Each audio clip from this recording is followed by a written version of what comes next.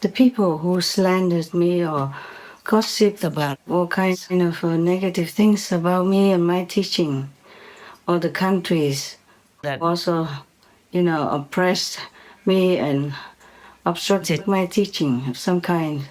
I have never done anything wrong to them. Not that I remember at all in this lifetime. Never, ever. Not even one bad word about them. So you see, you don't even have to offend people in order for them to be negative toward you. I even help wherever I can, whenever I can, to all these countries. Only helping, blessing, and praying for them. I have never ever done anything like abusing anybody's kindness or taking money from any one of them, any at all. I don't even know them personally. So if you want to be a master, think again, Whether you can be a master or not, that's another question. Yeah? Okay? I told you everything already. Well, enough for you to understand. It's not a joke. It's not a diploma that you could even bribe the professors or the dean to get that diploma. Buddhas, the whole universe, know that Buddha.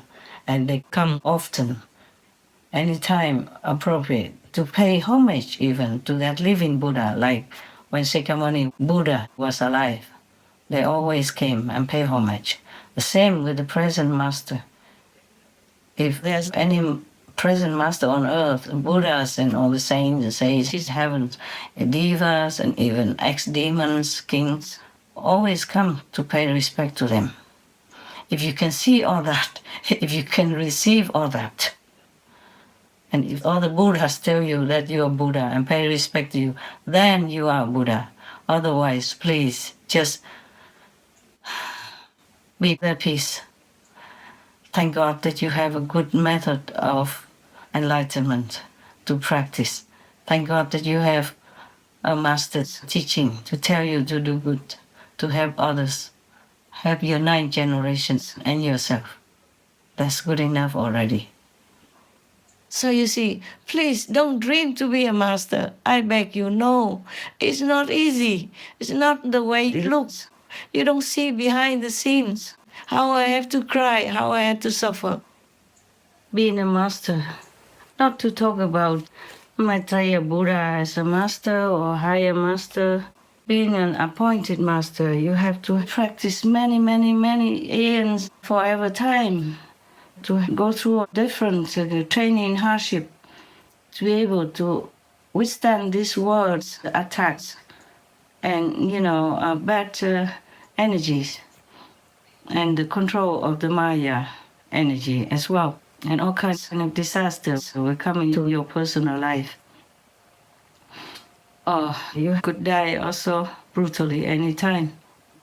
Thus you accumulate, being worthy to be given tremendous power to help others and also to balance your life, or else you can last long. If you're not prepared, if you have not learned well from this world, you won't last long. And now, even being a master already appointed and given power, you still need to know that suffering is at every step you walk. And also you need to go to many different dimensions, many different planets, many different stars, moons, suns and worlds in order to rescue the souls that's being lost and or imprisoned there by their karma, and hell, of course, as well. And also you need to be able to have the power and use it to go to different worlds, different dimensions, different levels for negotiation and sacrifice as well. So I understand that it looks easy from the outside for any master, but it's not. It's not. Just take care of yourself. Practice well so that you will go to a higher level. And your chance of becoming a master, you never know. Maybe soon, maybe next life, if you are really a master, you will know it. Don't claim it just for fame and profit. It's too low, too below your dignity. Don't do that to yourself, okay? Because all heavens and all worlds know it, and they're all laughing. And the punishment is immense once you leave the physical protection of the body. Oh, you wish you were never born even, from all the suffering that you will get. Please don't dream to be a master, because you're not. Especially because you're not. If you really want to join the monks and nuns and go out and give initiation to help other people be liberated, if truly that is your intention, unconditionally, then you can tell me. Then I see if you can. And you can go out and do that. Or go with the monks and nuns and help them in some way and learn with them. And later, when you can, and if your level is higher, then I can say, okay. Normally, they all have to report to me first, all the names, except 1 or 2 times in the Vietnamese refugee camp. It was very difficult to go inside there. So we relaxed the rules a little bit. It's not because we are controlling or anything. We just want people to really understand how precious the method is and how they have to really treasure and practice it to know the truth. Because if they don't practice, then they don't know anything. They cannot improve. They cannot go higher up. They cannot get higher enlightenment. Then they will turn around and say, oh, that is nothing for me. It's not a good method or anything. You will not receive any blessing or anything or any experience or vision inside. Then you will think it's nothing because you don't practice. The first time during the initiation, you have experiences. And that's how you believe in the practice, in the method, the Quan Yin method. But if you don't continue to practice, when you go home and if you see other people see visions and all that, and you see me getting more disciples, and the way I go out, talk to people, always smiling and giving candy, blessed food and all that, you think, oh, it's so easy. I can do that. No, no, no, no. You must have tremendous power to lift people up, even from hell, to save their souls. Even you have to go to hell for them to save their souls. You have to suffer for them to save their souls. Because some souls are so wired in a quagmire of illusion and wrong concepts and the terrible burden of karma, of killing, of abortion, of all kinds of things that you cannot imagine people have if you see them from outside. Even some monks, not to talk about normal people, they look just normal. They talk sweet and honey. They don't show you their true self until somehow the karma makes them exposed. And then you still can't believe it. You say, no, not this one. No, he talks so nicely and he knows sutras. He talks about Buddhist teachings. He cannot be that bad. No, you can never know. The thing is, you can never know. So you just have to pray. Take care that you are good and pure. You never know who is who. You never know. There was a Buddha. His name was Qigong Buddha. He carried a kind of a gourd that people used to drink wine in the ancient times. And he kept drinking on it.